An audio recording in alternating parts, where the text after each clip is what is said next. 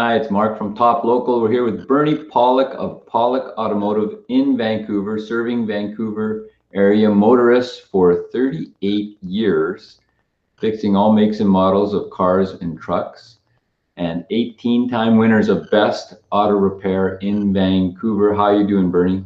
Doing very well. So we're going to talk about a 2005 Nissan Sentra that had a fuel injector replacement. What was going on with this car? This vehicle was towed to our shop with a no start condition. It would the engine would crank over but wouldn't start. And what we found is that in doing our diagnosis, we removed the ignition coils and spark plugs, and often a no start will be an ignition issue of some sort. But what we found was actually several cylinders full of fuel. When you crank the engine over with the spark plugs out, there would be fuel spraying out. So there was a extreme amount of fuel being leaked inside the engine. So how can an injector leak fuel into a cylinder like that? Well, the injector is meant to only inject fuel. Well, there's two things. There's pressure, which comes from the fuel pump, so it's under pressure, and it's only meant to inject fuel when it receives an electronic signal from the fuel injection computer. What was happening in the case of at least two of the injectors in this vehicle, they were worn out to the point where they were actually dripping a bit of fuel, even with the lack of injector signal. So once you turn the key off, that residual pressure was being leaked down in through the fuel injector into the cylinder. So I'll ask the obvious question, why wouldn't the car start even with the fuel building the cylinder like that? Yeah, it kind of makes sense. I mean, you've got your fuel, you need air, you need fuel and spark, and so that was all happening. But when you have too much fuel, the engine won't start because it'll actually drown out the spark. Once the piston comes up, there's so much liquid that it won't allow a spark to occur.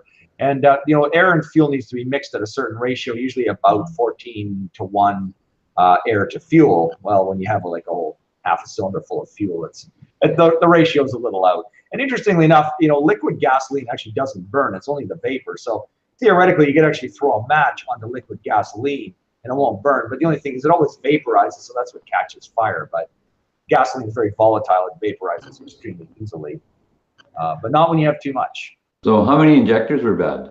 Well, there was at least two, but we could see drips on most of them. So at this point, I'll share some photos.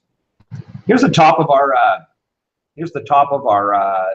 Sentra engine. So this is these are the cylinder holes with the ignition coils and spark plugs removed. And here we actually have the injector rail out, so you can actually see the fuel injectors, and you can see a little, kind of hard to look, but you can see a little bit of moistness around the tips of these injectors, and really there should be none there. They should be dry, unless you've actually fired the engine. But there was leakage on at least two of these injectors. Let's go to our other photo here. What do we got? Here's another view of the top of the engine again, looking down. I was kind of hoping to capture, because you could actually, you point a flashlight down the cylinder, you could actually see some of the liquid fuel. But anyways, this is sort of a view of the top of the engine. This is the valve cover. Spark plugs sit right in the middle of the cylinder. And then the fuel injector rail sits right over here. So that's where the injectors are, and they fire fuel into the intake manifold on this particular engine. It's a port fuel injection system. Were there any other components damaged from the leaking injectors? Well, the spark plugs were. Yeah, what happens, I mean, when you end up having that much fuel, it ends up damaging the spark plugs. So we replaced the spark plugs.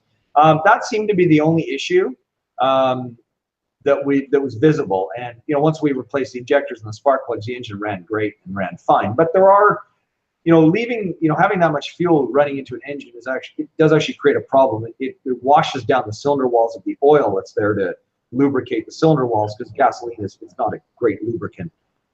So it can wash down, and it can cause damage to the pistons, the piston rings, and the cylinder walls. So how would someone know if there was cylinder or piston ring damage? Well, you would know because first of all, the engine compression could be bad. So, and you would know because the engine would misfire and run rough. In the case of this engine, it wasn't rough. So I think the problem was caught pretty early.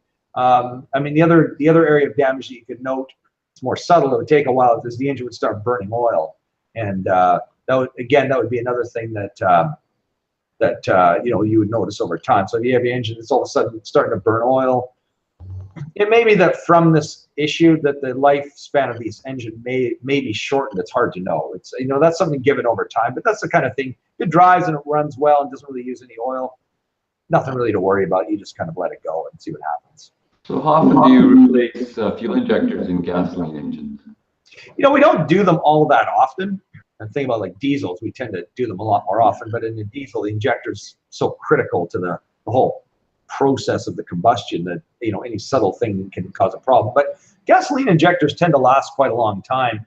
And surprisingly, it seems like Nissans over the years have replaced more fuel injectors in Nissans than any other brand. I'm not sure why that is. And a lot of times with fuel injectors usually have one or two problems. Well, one of a few problems. Either they won't work, they'll leak internally like these, or they'll leak externally. So like an external leak, you'll notice if you smell raw gasoline around the engine. Sometimes, you know, you can see the actual body of the injector leaking. And that seems to have been over the last, you know, 25 years, a common issue with Nissans. But we don't do a lot of injectors. They're fairly reliable. And how are Nissan Sentras for reliability? Yeah, overall, they're pretty good cars. I mean, they're, you know, sort of a lower end car, but they're very reliable. I would, you know, if you're looking for a good A to B kind of car that's reliable and doesn't have too many problems, I would definitely recommend a Sentra. It's a good vehicle.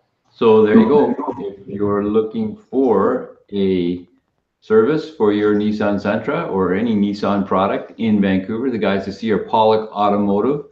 You can reach them at 604-327-7112. They are busy, so book ahead. Or call them, or check out their website at pawlikautomotive.com or on YouTube, Pawlik Automotive. Search for that. There's hundreds of videos on there, all makes and models. Thanks, Bernie. Thanks, Mark.